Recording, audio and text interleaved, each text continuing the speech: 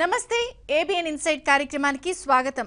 పాక్ ఆక్రమిత కశ్మీర్లో ఉన్న జైషే మహమ్మద్ ఉగ్రవాద శిబిరాలపై భారత్ మరోసారి సర్జికల్ స్ట్రైక్స్ చేసినట్టు వార్తలొచ్చాయి. పుల్వామా ఉగ్రదాడికి ప్రతీకారంగా భారత్ ఈ దాడికి పాల్పడినట్లు అధికార పక్షాలు చెబుతున్నాయి. ఈ మెరుపు దాడుల అనంతరం భారత్ సాయుధ బలగాల మనోభావాలను ప్రతిఫలించే ఒక కవితను ఆర్మీ తన వెబ్సైట్లో పోస్ట్ చేసింది. శత్రువు ముందు నువ్వు వినయ విధేయతలను చూపిస్తే నిన్ను పిరికివాడిగా పరిగణిస్తాడు. పాండవుల పట్ల కౌరవులు కూడా ఇలాగే ప్రవర్తించారు అని అర్థం వచ్చే ఈ కవితను ప్రముఖ హిందీ కవి రామ్ధారీ సింగ్ రాశారు. Public information additional director general తమ అఫీషియల్ వెబ్సైట్లో ఈ కవితను పోస్ట్ చేశారు. తాజా పరిణామాలపై దేశ ప్రజలు కూడా ఎంత ఉద్వేగానికి గురవుతున్నారు, ఏ క్షణాన ఏం జరుగుతుందో అన్న ఉత్కంఠ అందరిలో నెలకొంది. సరే, ఈ సంగతిని ఇంతటితో వదిలిపెట్టి మన రెగ్యులర్ ఇన్సైడ్లోకి వచ్చేద్దాం. తాజా కథనాల్లోకి వెళ్లే ముందు ముఖ్యాంశాలు చూద్దాం. కోట్ల ఫ్యామిలీలో మొదలైంది అన్నదమ్ముల పోరాటం. కంచుకోట లాంటి కోడుమూరులో వేడెక్కింది రాజకీయం. ఉమ్మడి కరీంనగర్ జిల్లాకి 2 మంత్రి పదవులు. 2 మంత్రులపై ప్రజలు పెట్టుకున్నారు అనేక ఆశలు.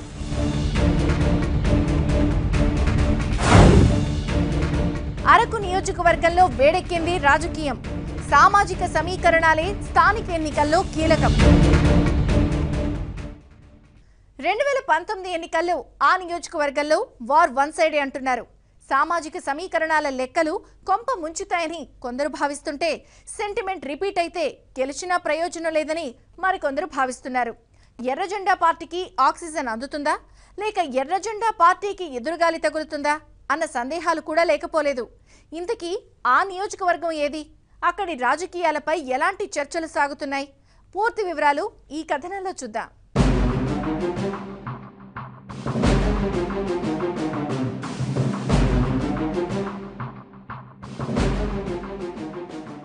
ఏ సీజన్లో అయినా చల్లటి వాతావరణం, పచ్చని కొండలు, తెల్లటి మంచు దుప్పటి ఆ ప్రాంత ప్రత్యేకతలు.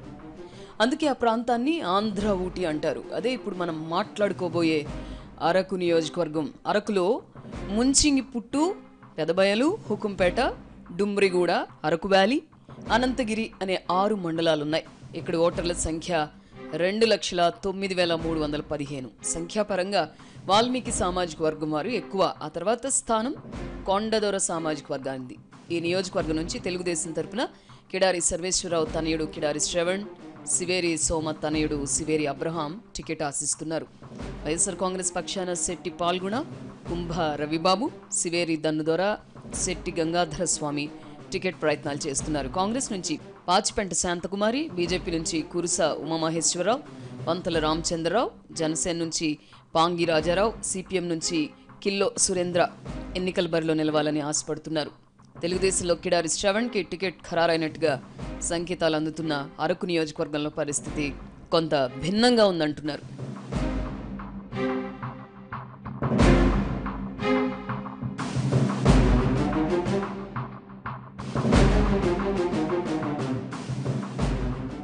అరకులో సామాజిక సమీకరణాలు వైఎస్ఆర్ కాంగ్రెస్ పార్టీ అభ్యర్థులకు తలనొప్పులు తెస్తున్నాయట. అరకు నుంచి టీడీపీ పక్షాన శ్రవణ్, వైఎస్ఆర్ కాంగ్రెస్ పార్టీ నుండి శెట్టి పాల్గొన బరిలోకి దిగితే ఈ ఇద్దరు వాల్మీకి సామాజిక వర్గానికి చెందిన వారే అవుతారు.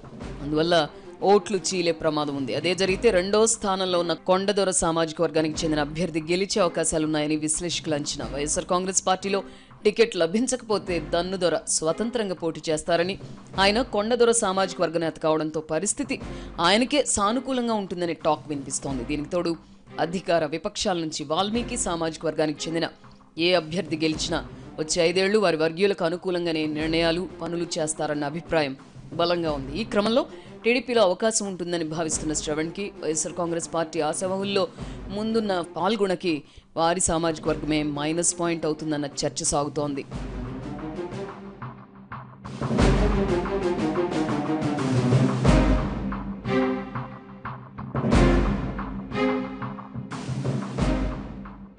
ఇక వైఎస్ఆర్ కాంగ్రెస్ పార్టీ టికెట్ ఆశిస్తున్న మరో అభ్యర్థి విషయానికి వద్దాం. దివంగత వైఎస్ రాజశేఖర్ రెడ్డి ప్రవేశపెట్టిన పథకాలను ఆదివాసీలకు చేరువ చేసిన నేతగా అరకులో మంచి గుర్తింపు పొందారు కుంభ రవిబాబు. రవికి కూడా వైఎస్ఆర్ కాంగ్రెస్ పార్టీ టికెట్ లభించే అవకాశాలున్నాయని ఆ పార్టీ వర్గాలు చెప్పుకుంటున్నాయి. అయితే కుంభ రవిబాబును కొన్ని సమస్యలు వెంటాడుతున్నాయి. గుంటూరు జిల్లా నుంచి వచ్చి 25 ఏళ్ల క్రితం అరకు గ్రామస్తులకు పరిచయమైన ఇప్పటికీ ఆయనపై స్థానికేతరుడనే ముద్రే ఉంది. రెండో మైనస్ పాయింట్ రవిబాబు సామాజిక వర్గం ఎరుకులు కావడం. గత ఎన్నికల్లో వైఎస్ఆర్ కాంగ్రెస్ పార్టీ అభ్యర్థిగా రవిబాబు పేరు గట్టిగా వినిపించింది. అయితే చివరి నిమిషంలో కిడారి సర్వేశ్వరరావుకి టికెట్ కేటాయించారు. దీంతో అసహనానికి గురైన కుంభ రవిబాబు వైఎస్ జగన్పై నిప్పులు జరిగారు. నాటి పరిణామం కూడా ఇప్పుడు రవిబాబుకి ప్రతికూలంగానే మారిందంటున్నారు.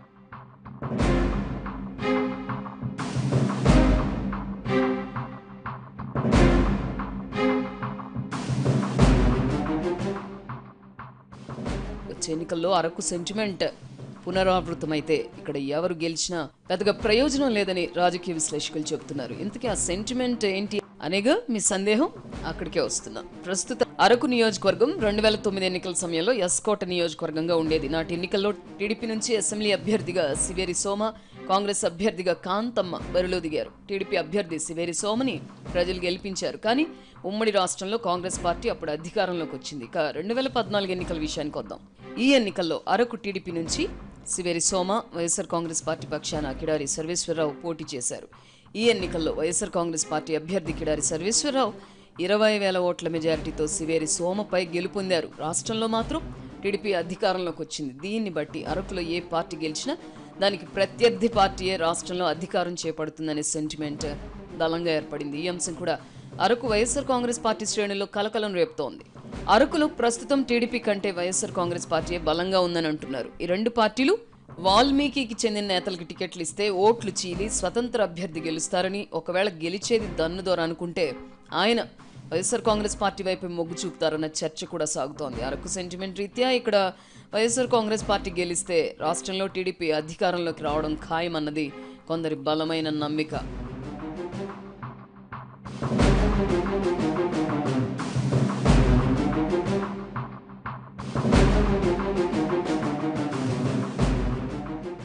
అరకులో ప్రస్తుతం టీడీపీ పరిస్థితి అంత బాగోలేదు.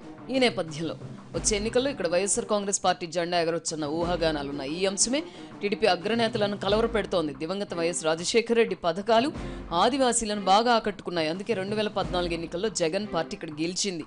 ఆ పార్టీ పక్షాన గెలిచి ఆ తర్వాత టీడీపీ తీర్థం పుచ్చుకున్న కిడారి సర్వేశ్వరరావు కొంతవరకు ఆదివాసీల అభిమానాన్ని చూరగొన్నారు. రానున్న ఎన్నికల్లో టీడీపీ తరఫున గెలిచి ఆదివాసీల మద్దతును టీడీపీ వైపు కూడగడదామనుకున్నారు. ఈ క్రమంలోనే మావోయిస్టులు టీడీపీకి చెందిన ఇద్దరు నేతలు కిడారి సర్వేశ్వరరావు, సివేరి సోములను హతమార్చారు. దీంతో టీడీపీ పక్షాన్ని చక్రం తిప్పే ముఖ్య నేతను ఆ పార్టీ కోల్పోయింది. తండ్రి స్థానంలోకి వచ్చిన కిడారి శ్రవణ్కు స్వల్ప సమయంలోనే మంత్రి పదవి లభించింది. అయితే కిడారి శ్రవణ్ తమకు అందుబాటులో ఉండరనే భావన ఆదివాసీల మనసుల్లో నాటుకుపోయింది. ప్రజలతో కలిసి ర్యాలీ అయ్యే విషయంలో ఆయనకు అనుభవం తక్కువ. తండ్రి మరణానంతరం కిడారి శ్రవణ్కు మంత్రి పదవి, ఆ కుటుంబంలో మరొకరికి గ్రూప్ 1 ఉద్యోగం, ₹1 కోటి సాయం, స్మార్ట్ సిటీ వైజాగ్లో ఇళ్లు వంటివి ప్రకటించడంతో సొంత పార్టీలోని వారిపై కినుకు ఏర్పడినట్టు సమాచారం. ఇదే ఘటనలో చనిపోయిన మాజీ ఎమ్మెల్యే సివేరి సోమకు సరైన న్యాయం జరగలేదనే వాదన కూడా ఉంది. దీంతో అరకులో టీడీపీకి బలమైన నాయకుడు కరువయ్యారన్న అభిప్రాయం సర్వత్రా ఏర్పడింది.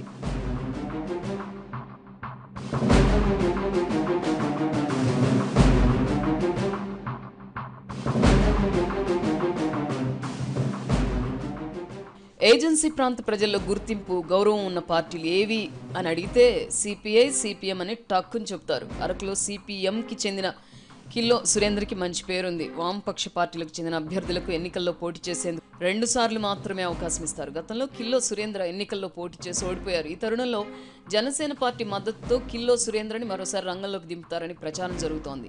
ఇక్కడ మరో ట్విస్ట్ కూడా ఉంది. జనసేన పక్షాన్ని ఇప్పటికే పాంగి రాజారావు పార్టీ కార్యక్రమాల్లో సందడి చేస్తున్నారు. అయితే ఆ మధ్య మాజీ మంత్రి బాలరాజు జనసేన పార్టీ కండువా కప్పుకున్నారు. ఒకవేళ అరకు అసెంబ్లీ టికెట్ ని బాలరాజుకి పవన్ కళ్యాణ్ ఇస్తే అటు సిపిఎం అభ్యర్థి సహా ఇటు పాంగి రాజారావు ఆశలకు గండి పడుతుందని ఎర్రదండు నేతలు చెవులు కోరుకుంటున్నారు. ఇది ప్రస్తుతం అరకు నియోజకవర్గంలో తాజా పరిస్థితి. ఎన్నికల దగ్గర పడుతున్న రీత్యా అన్ని పార్టీల ముఖ్య నేతల్లో హార్ట్ బీట్ పెరుగుతోంది. చూద్దాం ఎన్నికల నాటికి ఏం జరుగుతుందో.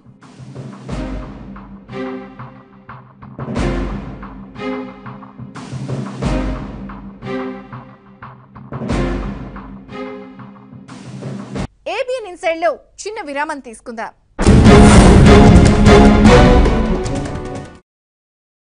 తెలంగాణలో నూతన మంత్రివర్గం కొలువు తీరింది. కరీంనగర్ జిల్లాకు ముఖ్యమంత్రి కేసీఆర్ తగిన ప్రాధాన్యం కల్పించారు. ఉమ్మడి జిల్లా నుంచి 2 కీలకమైన మంత్రి పదవులు కట్టబెట్టారు. ఆరోగ్యం, సంక్షేమం అనే అంశాలు మానవాభివృద్ధికి రెండు కళ్ళు. ఇలాంటి శాఖలకు సంబంధించిన మంత్రి పదవులను ఉమ్మడి జిల్లాకు కేటాయించడంపై సర్వత్రా హర్షం వ్యక్తమవుతోంది. అదే సమయంలో ఆశలు కూడా పెరుగుతున్నాయి. ఆరోగ్య శాఖలో పెండింగ్ లో ఉన్న పనులు పూర్తవుతాయని, కరీంనగర్ మెడికల్ కాలేజీ కల సాకారమవుతుందని, జిల్లాలో కుంటుపడిన సంక్షేమం గాడిలో పడుతుందని స్థానికులు ఆకాంక్షిస్తున్నారు.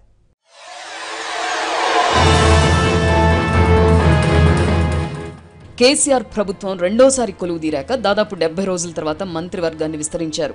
సామాజిక వర్గాల సమీకరణాలు, ఇతరత్ర అంశాలను పరిగణలోకి తీసుకున్న ముఖ్యమంత్రి ఉమ్మడి కరీంనగర్ జిల్లా నుంచి 2 మంత్రివర్గంలోకి తీసుకున్నారు. గత ప్రభుత్వంలో మంత్రిగా పనిచేసిన ఈటెల రాజేందర్, ధర్మపురి ఎమ్మెల్యే కొప్పుల ఈశ్వర్కు కేబినెట్లో చోటు కల్పించారు కేసీఆర్. మంత్రులుగా ప్రమాణ స్వీకారం చేసిన రోజునే వారికి శాఖలను కూడా కేటాయించారు. గత మంత్రివర్గంలో ఆర్థిక శాఖ మంత్రిగా పనిచేసిన ఈటెలకు ఈసారి వైద్య ఆరోగ్య శాఖను కేటాయించారు. కొప్పుల ఈశ్వర్కు సంక్షేమ శాఖను అప్పగించారు. అయితే మానవాభివృద్ధిలో ఈ 2 శాఖలు కీలకం కావడంతో ఉమ్మడి కరీంనగర్ జిల్లాకు తగిన న్యాయం జరుగుతుందన్న ఆశాభావాన్ని ప్రజలు వ్యక్తం చేస్తున్నారు.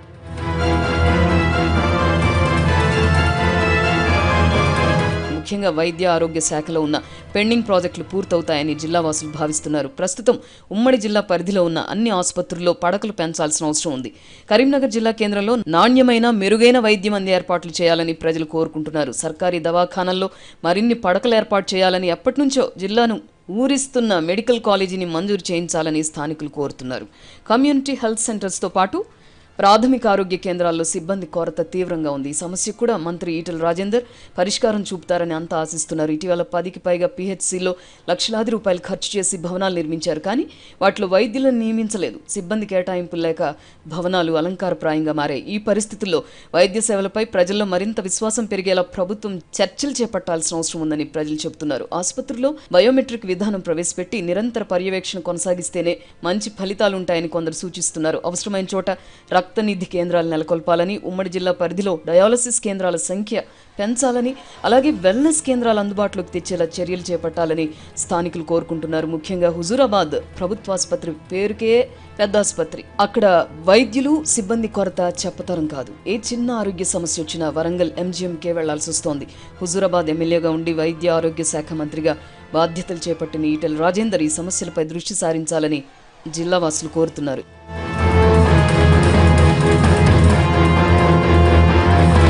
ఇక సంక్షేమం విషయానికి వస్తే ఉమ్మడి కరీంనగర్ జిల్లాలో వసతి గృహాల సంక్షేమానికి మరింత ప్రాధాన్యం ఇవ్వాలని ప్రజలు ఆకాంక్షిస్తున్నారు. దళిత, గిరిజన, మైనారిటీ, బీసీ వసతి గృహాలను, ముఖ్యంగా బాలికల వసతి గృహాల సంఖ్యను పెంచాలన్న విజ్ఞప్తులు పెరుగుతున్నాయి. అరకొర వస్తుల మధ్య అద్దె భవనాల్లో నడుస్తున్న హాస్టల్స్కు పక్కా భవనాలు నిర్మించాల్సిన అవసరం ఉంది. పెండింగ్లో ఉన్న విద్యార్థుల ఉపకార వేతనాలను మంజూరు చేయాలి. అలాగే కార్పొరేషన్ల ద్వారా అందించే రుణాల విషయంలో తీవ్ర నిర్లక్ష్యం కొనసాగుతోంది. రుణాలు సకాలంలో మంజూరు కాక నిరుద్యోగులు ఇబ్బందులు పడుతున్నారు. ఈ సమస్యకు పరిష్కారం కనుగొనాల్సిన అవసరం ఉంది.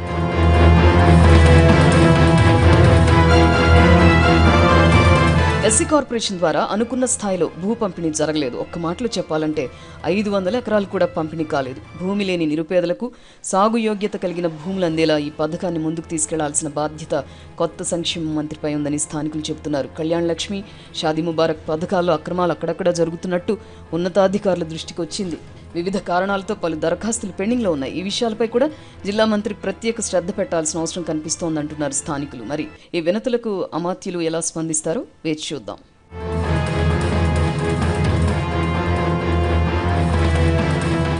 ఏబిఎన్ ఇన్సైడ్లో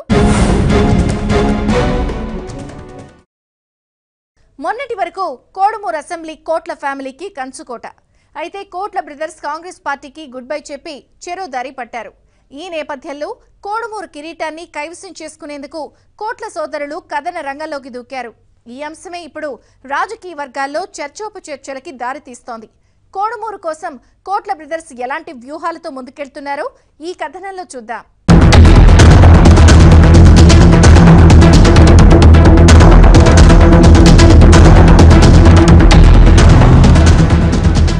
కోడుమూరు గడ్డ కోట్ల ఫ్యామిలీకి కంచుకోట. అక్కడ కోట్ల ఫ్యామిలీ కనుసైగ చేస్తే చాలు ఎన్నికల్లో గెలుపు వారి ఖాతాలో పడాల్సిందే. దశాబ్దాలుగా కోడుమూరు అసెంబ్లీ స్థానంలో కోట్ల కుటుంబం హవానే కొనసాగింది. నియోజకవర్గాల పునర్విభజనలో భాగంగా కోడుమూరు ఎస్సీ రిజర్వ్డ్ స్థానంగా మారింది. అయినప్పటికీ ఇక్కడ కోట్ల కుటుంబం చెప్పిందే వేదం. 2014 ఎన్నికల్లో మాత్రం వారి ఎఫెక్ట్ పనిచేయలేదు. రాష్ట్ర విభజన తదనంతర పరిస్థితులు కోడుమూరులో కోట్ల జోరికి బ్రేక్ వేశాయి. నాటి ఎన్నికల్లో వైఎస్ఆర్ కాంగ్రెస్ పార్టీ అభ్యర్థి మణిగాంధీ కోడుమూరులో భారీ మెజారిటీతో గెలిచారు. తద్వారా స్థానిక రాజకీయాల్లో సరికొత్త అధ్యాయాన్ని లిఖించారు. ఆ తర్వాత కోట్ల సూర్యప్రకాష్ రెడ్డి కోడుమూరుపై తిరిగి దృష్టి సారించారు. 2019 ఎన్నికల్లో ఈ కోటపై ఎలాగైనా సరే కాంగ్రెస్ జెండా ఎగరేయాలని భావించారు. కానీ అనూహ్య పరిణామాల మధ్య హస్తం పార్టీకే కోట్ల ఫ్యామిలీ గుడ్ బై చెప్పాల్సి వచ్చింది.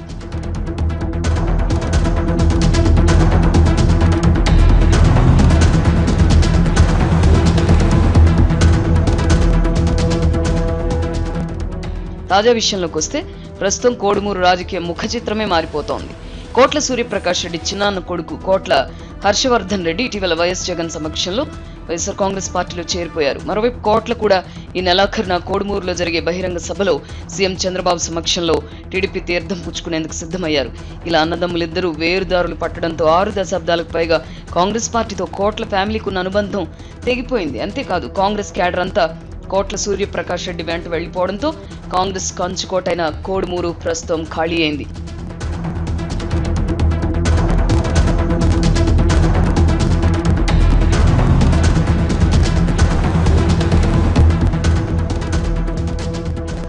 ఇదిలా ఉంటే కొన్ని రాజకీయ కారణాల వల్ల కోట్ల కుటుంబంలోనే వైరం మొదలైంది. మాజీ ఎంపీపీ కోట్ల హర్షవర్ధన్ రెడ్డి వైఎస్ఆర్ కాంగ్రెస్ పార్టీలో చేరాక కోడుమూరు నియోజకవర్గం ఇన్ఛార్జి బాధ్యతల్ని స్వీకరించారు. నియోజకవర్గంలో వైఎస్ఆర్ కాంగ్రెస్ పార్టీని బలోపేతం చేయడంలో కీలక పాత్ర పోషిస్తున్నారు. ఇదే సమయంలో కోడుమూరులో తమ సత్తా చాటేందుకు కోట్ల తనయుడు కోట్ల రాఘవేంద్రారెడ్డి కూడా రంగంలోకి దిగారు. కోడుమూరులో పార్టీ కార్యాలయాన్ని ప్రారంభించి కేడర్ మొత్తాన్ని ఏకతాటిపైకి తెచ్చి వచ్చే ఎన్నికల్లో టీడీపీ పవర్ ఏంటో చూపించాలనే లక్ష్యంతో రాఘవేంద్రారెడ్డి పావులు కదుతున్నారు.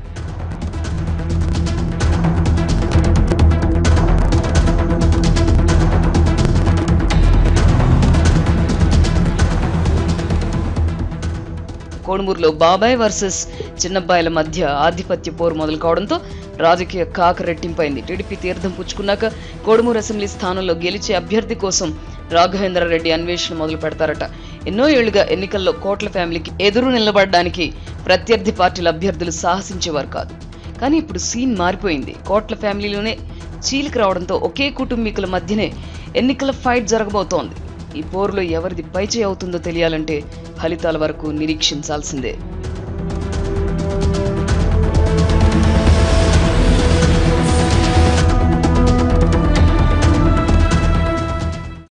ఇదండి ఇవాల్టి ఇన్సైట్. రేపు మరిన్ని ఆసక్తికర కథనాలతో మీ ముందుంటాను.